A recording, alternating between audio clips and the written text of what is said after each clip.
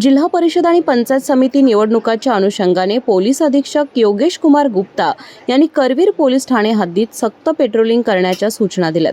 त्यानुसार करवीर पोलीस ठाण्याचे गुन्हे शोध पथकातील पोलीस अधिकारी आणि पोलीस अंमलदार यांनी शिंगणापूर ते बालिंगा जाणाऱ्या रोडवर पेट्रोलिंग करत असताना कोल्हापूर ते गगनबावडा जाणाऱ्या रोडवरील अमृत मल्टीपर्पज हॉल समोरील परिसरात एक टाटा कंपनीची पांढरी रंगाची इंट्रा चारचाकी असलेल्या टेम्पोमधून अवैध विदेशी दारू विक्री करून अवैधरित्या वाहतूक करणार असल्याची गोपनीय माहिती सुभाष सरवडेकर यांना मिळाली।